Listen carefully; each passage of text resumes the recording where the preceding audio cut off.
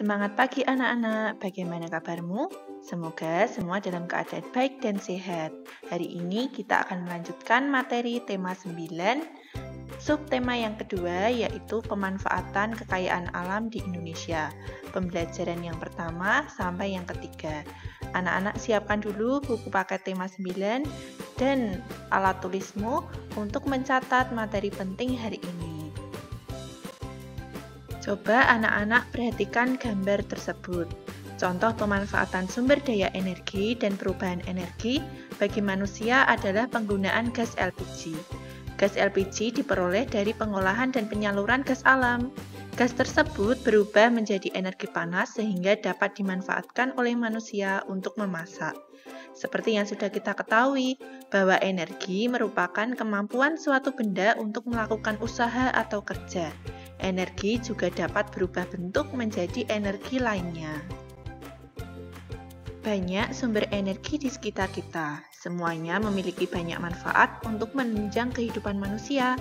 Berbagai sumber energi dapat memberikan manfaat secara maksimal jika dimanfaatkan dengan baik oleh manusia. Apa saja yang akan kita pelajari hari ini? Kita akan belajar yang pertama tentang sumber daya alam yang tersebar di Indonesia. Yang kedua, tentang hak dan kewajiban warga negara. Ketiga, kita akan belajar tentang energi dan perubahannya. Dan yang terakhir, tentang PLTS, pembangkit listrik tenaga surya. Pertama, sumber daya alam. Kamu bisa membaca materi ini pada buku tema 9, halaman 51-56. Bangsa Indonesia adalah bangsa yang dikaruniai SDA yang sangat banyak dan beragam. SDA Indonesia tersebar dari Sabang sampai Merauke. Setiap daerah memiliki kekasan sumber daya alamnya masing-masing. Anak-anak sudah mengetahui bahwa sumber daya alam dibagi menjadi dua, yaitu sumber daya alam dapat diperbarui dan tidak dapat diperbarui. Sumber daya alam dapat diperbarui yaitu SDA yang dapat dihasilkan kembali dan tidak akan habis jika dikelola dengan baik. Contohnya hasil pertanian, perkebunan, peternakan, perikanan, dan lain-lain. Sedangkan SDA tidak dapat diperbarui adalah SDA yang tidak dapat dihasilkan kembali setelah digunakan karena jumlahnya terbatas. Sumber daya alam tidak dapat diperbarui dibedakan menjadi 3 jenis. Yang pertama, SDA bukan logam. Contohnya adalah aspal, batu bara, minyak bumi, dan gas alam. Sedangkan SDA logam contohnya emas, perak, mangan, nikel, pasir besi, platina, timbal, dan timah. Sedangkan sumber daya alam yang digunakan untuk industri adalah berlian, belerang, fosfat, gamping, batu kapur, yodium, asbes, dan gipsum. Karena SDA tidak dapat diperbarui memiliki jumlah yang terbatas, maka kita harus mengelolanya dengan baik. Agar lebih memahami tentang persebaran sumber daya alam di Indonesia, coba kita mengamati peta persebaran sumber daya alam berikut ini. Sekarang coba kita perhatikan peta persebaran sumber daya alam dapat diperbarui yang terbesar di Indonesia. Dari pulau paling barat Indonesia ada Pulau Sumatera, terdapat kelapa, sawit, ikan tuna, kopi, rumput laut, dan cengkeh. Sedangkan di Pulau Jawa, tepatnya di Laut Jawa ini ada ikan tuna. Mengapa di Pulau Jawa ini sumber daya alam dapat diperbaruinya tidak terbesar? Karena Pulau Jawa sudah padat penduduk. Kemudian pada Pulau Kalimantan terdapat kelapa, kopi, dan ikan tuna. Sedangkan di Pulau Sulawesi terdapat jagung, kelapa, dan cengkeh. Di Pulau Maluku terdapat cengkeh dan jagung. Sedangkan di Pulau Papua terdapat cengkeh dan ikan tuna.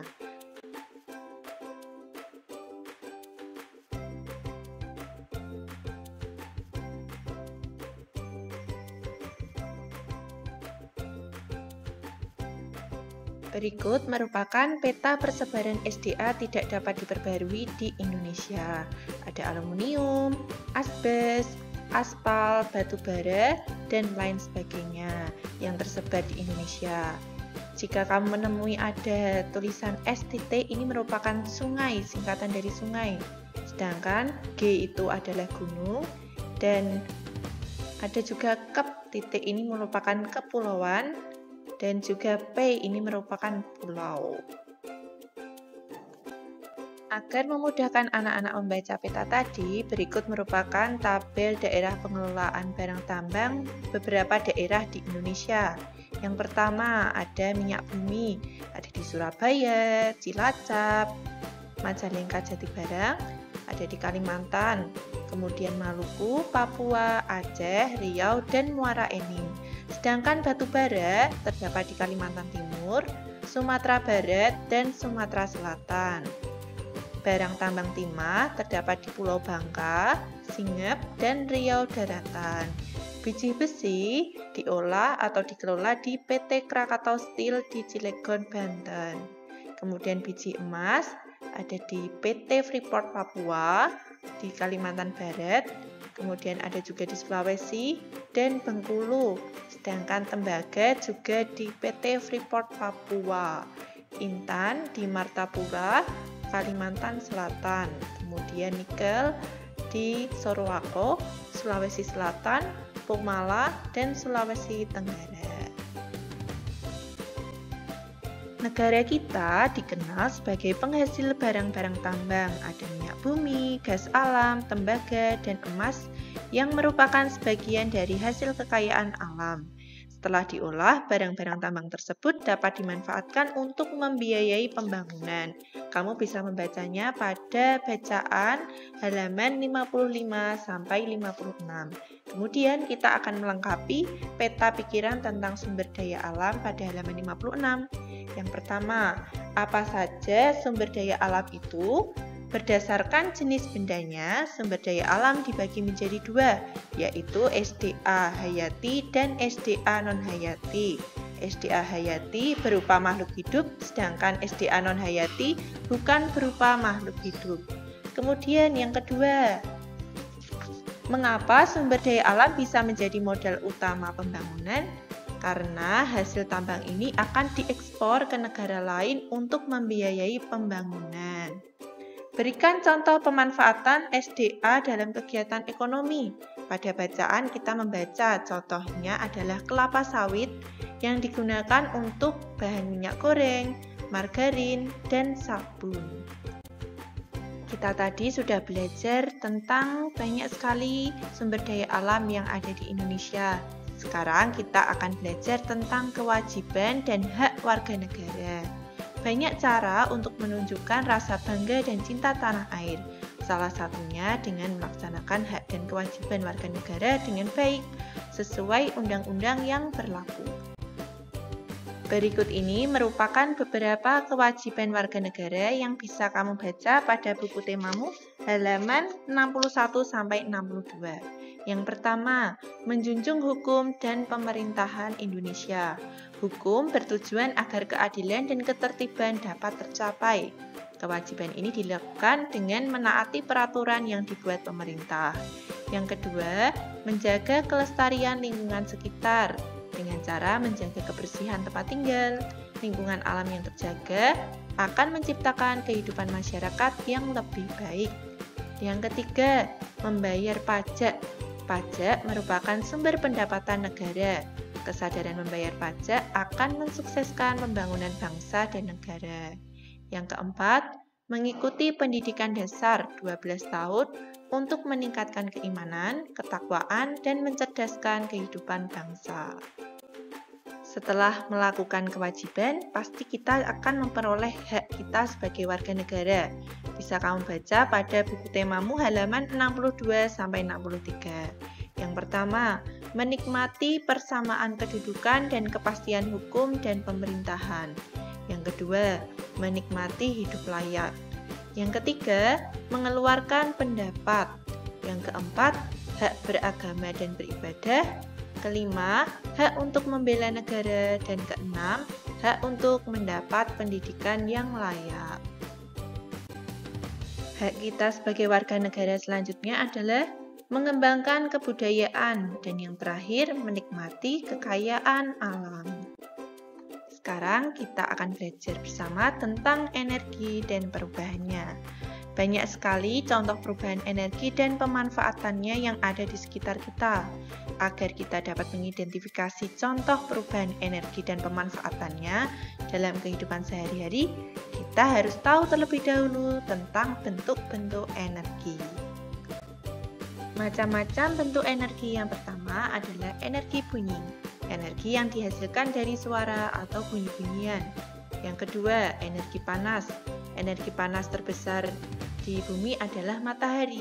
Energi panas juga disebut sebagai kalor. Energi listrik, energi yang paling banyak digunakan untuk memenuhi kebutuhan manusia. Macam-macam bentuk energi yang lainnya adalah energi kimia, energi yang masih tersimpan pada persenyawaan kimia. Kemudian energi gerak, energi yang dihasilkan akibat gaya yang menimbulkan benda bergerak. Selanjutnya adalah energi cahaya, energi yang mampu menghasilkan cahaya atau terang.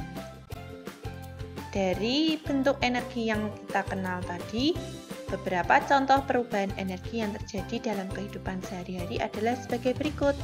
Yang pertama, perubahan energi listrik menjadi energi panas. Contohnya, ada oven, kompor listrik, setrika, microwave, penanak nasi, dan lain-lain. Perubahan energi listrik menjadi energi gerak. Ada AC, kipas angin, kulkas, mixer, blender, dan lain-lain. Perubahan energi listrik menjadi energi bunyi adalah televisi, radio, speaker, handphone, dan lain-lain. Perubahan energi listrik menjadi energi cahaya, contohnya lampu, senter, televisi, handphone, dan laptop.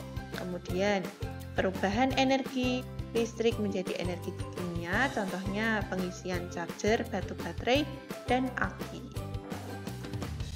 Selanjutnya, perubahan energi yang lainnya adalah energi panas menjadi energi gerak, contohnya alat transportasi yang berbahan bakar, mampu berjalan dan melakukan perjalanan jauh. Kemudian perubahan energi cahaya menjadi energi listrik, contohnya penggunaan panel surya pada PLTS.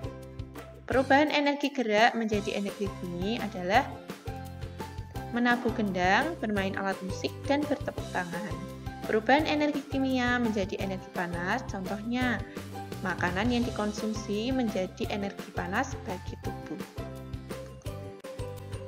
Selanjutnya, kita akan belajar tentang PLTS, yaitu pembangkit listrik tenaga surya.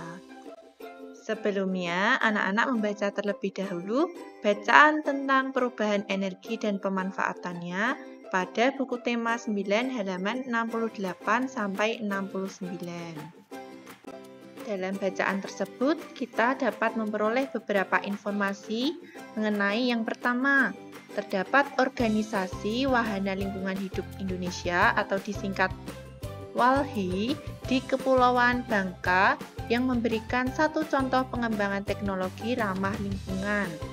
Kemudian, WALHI ini mendirikan sebuah PLTS di Desa Rebo, Sungai Liat, Bangka karena krisis listrik yang terjadi di Kepulauan Bangka.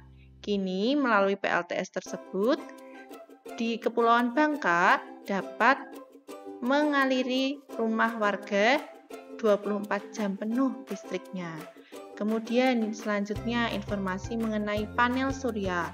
Panel surya adalah alat yang digunakan untuk mengubah energi surya atau energi cahaya menjadi energi listrik. Nah, dari bacaan tersebut juga kita bisa mengetahui bahwa pengembangan PLTS tersebut merupakan bentuk kerjasama dari beberapa pihak, yaitu ada WALHI, organisasi dari Korea, kemudian koperasi hijau, dan juga peran warga masyarakat sekitar. Ayo berlatih halaman 69. Kita menjawab pertanyaan-pertanyaan berdasarkan bacaan tadi. Yang pertama, Apakah PLTS itu? PLTS adalah pembangkit listrik tenaga surya yang memanfaatkan energi cahaya matahari. Yang kedua, apakah panel surya itu?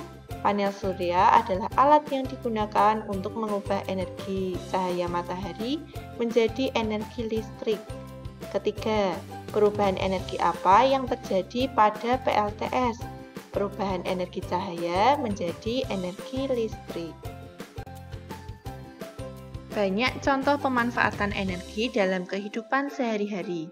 Bahkan mainan pun ada yang memanfaatkan adanya perubahan energi. Contohnya ada kapal otok-otok yang merupakan mainan tradisional berbahan baku seng dan merupakan mainan kebanggaan anak-anak Indonesia. Cara kerjanya yaitu menggunakan prinsip tekanan uap untuk menggerakkan atau mendorong kapal. Kamu bisa memperhatikan langkah kerja dan alat bahannya pada buku tema halaman 70-72.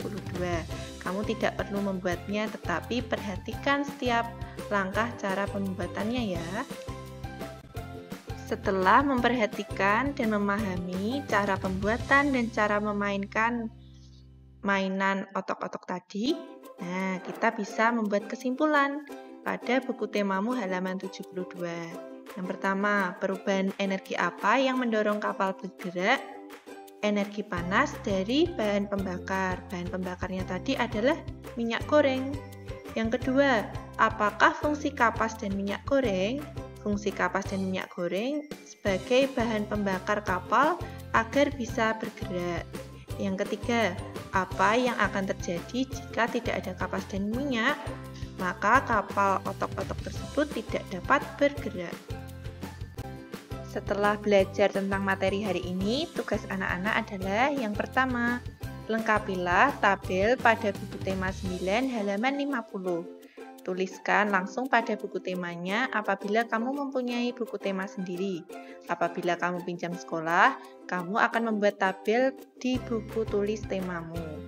Kemudian tugasmu yang kedua, mengerjakan 10 soal latihan tema 9, subtema 2, pembelajaran 1-3 pada Google Form yang akan dibagikan guru kelasmu. Terima kasih anak-anak karena sudah mengikuti pembelajaran hari ini dengan baik. Semoga anak-anak bisa memahami materi hari ini dan bisa mengerjakan tugas dengan sebaik-baiknya. Semangat belajar dan mengerjakan tugasnya ya. Selamat berpuasa juga untuk anak-anak kelas 4 yang menjalankannya. Sampai jumpa pada pembelajaran selanjutnya.